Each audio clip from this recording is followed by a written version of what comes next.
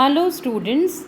After the completion of the poem Andrea del Sarto till line number 161, let's proceed further from line number 162.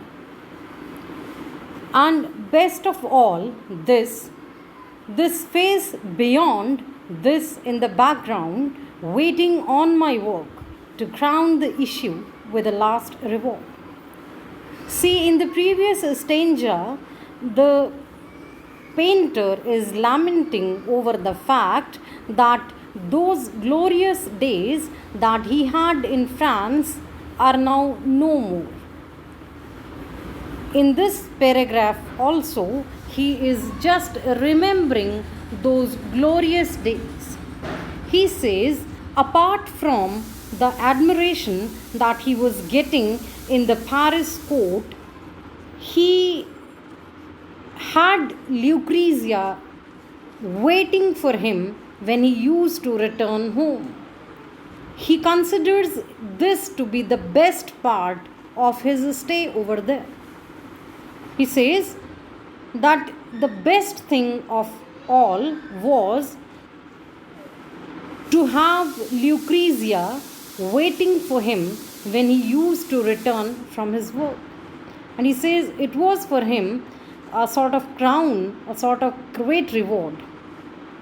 See, he is so much devoted to his wife that perhaps Lucrezia was not faithless at that time, so it, according to Andrea, was the best period of his life.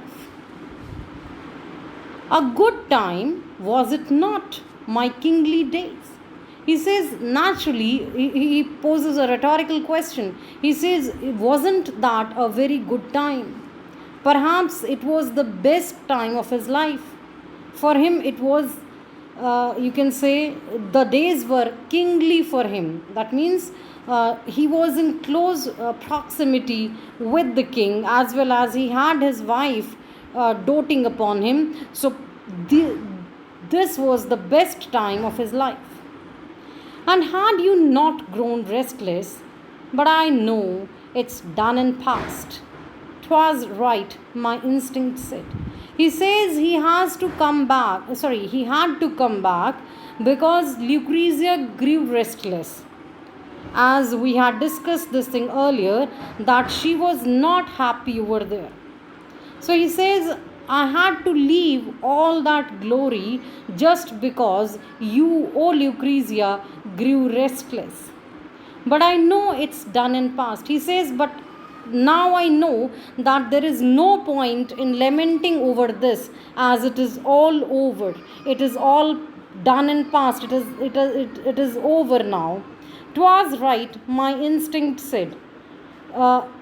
To live, the life grew golden and not grey. He says, my instinct also approves of the fact that the life goes on, it grows on, and one cannot always enjoy the golden days.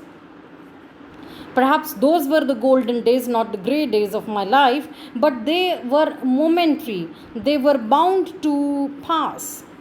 And I am the weak-eyed bat no sun should tempt out of the grange whose four walls make his world. Now he just takes the whole blame upon himself.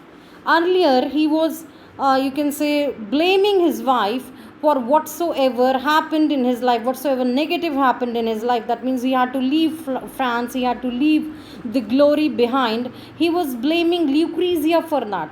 But suddenly his tone changes. He compares himself to a bat. He says, just as a bat who is weak-eyed, naturally a bat is weak-eyed because it cannot see well in daylight. So he says, I am comparable to that bat.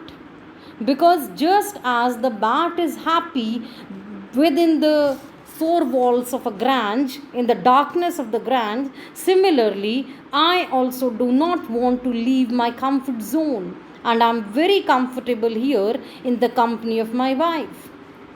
How could it end in any other way? And that's why whatever happened in my life was bound to happen. So he says that there was no other way in which things could end.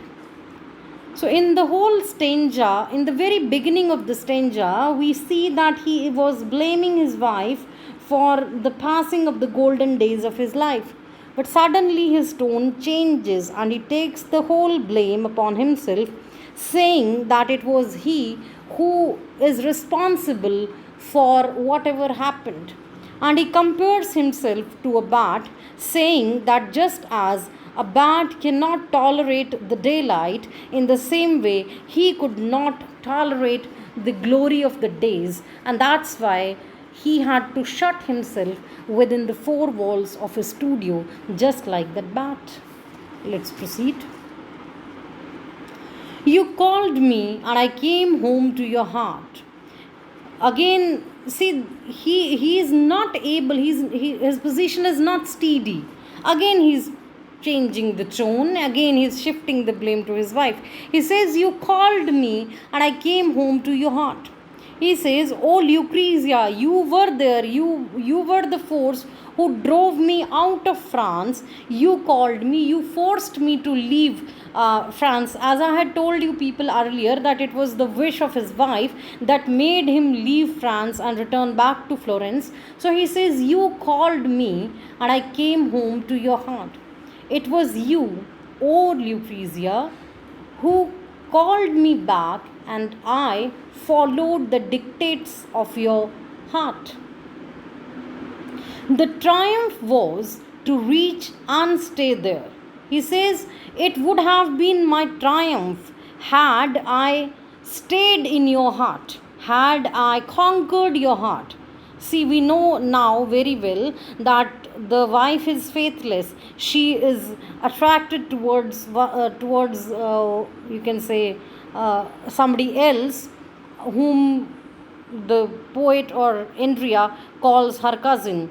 So it's very clear that she has got attracted towards that fellow, and she has grown faithless towards her husband. So pointing out that fact, Andrea is saying, it would have been my triumph had I conquered your heart, and not only conquered it for a moment, but been there forever and ever.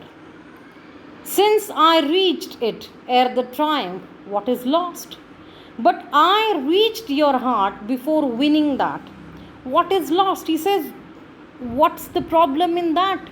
See, I wanted to conquer your heart. I wanted to win you, and that's why I followed your orders. Whatever you said, I followed that. And what was the harm in that?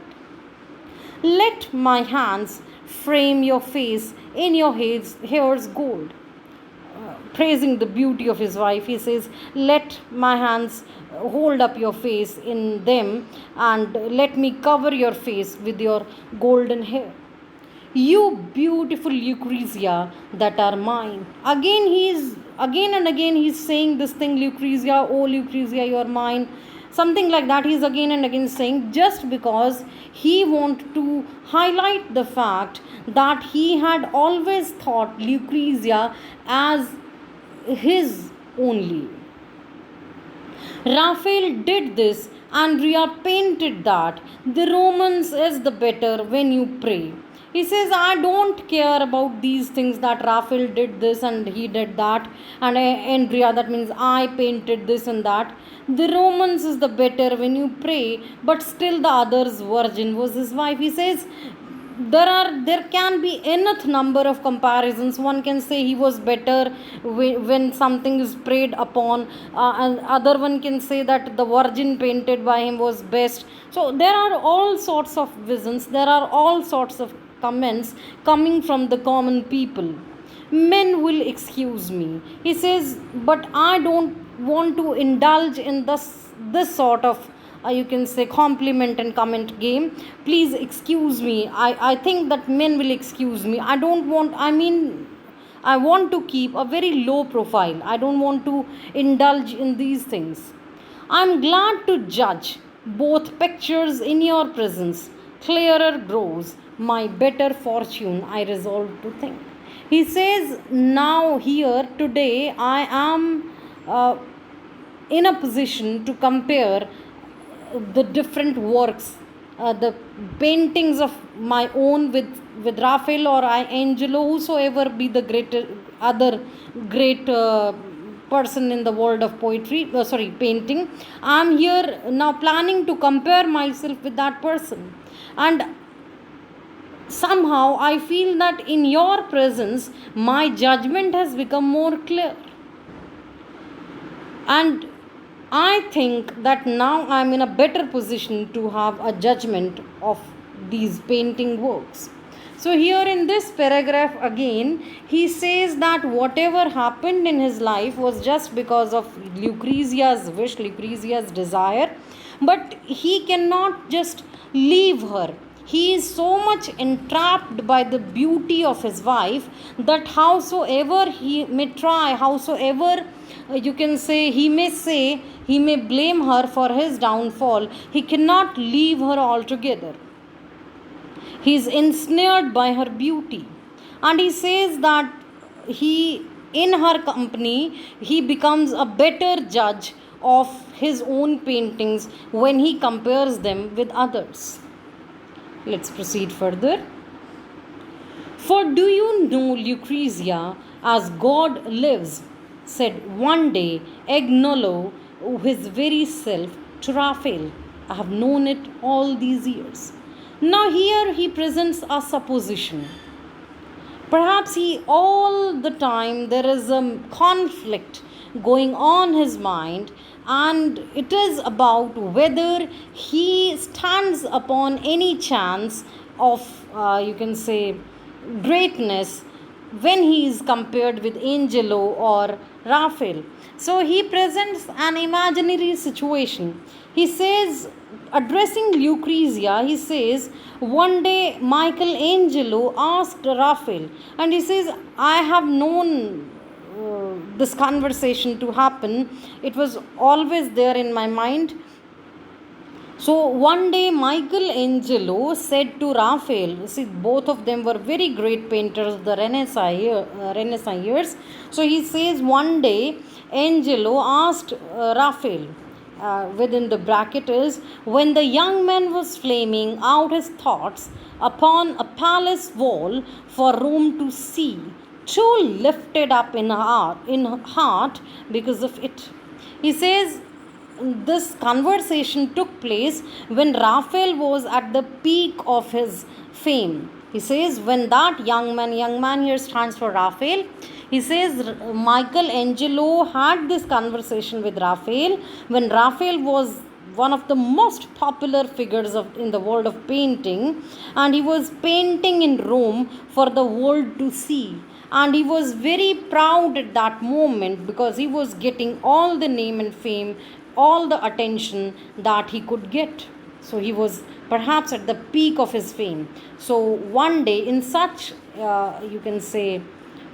such a time, Michelangelo said to Raphael, friend, there's a certain sorry little scrap goes up and down our Florence. None cares how.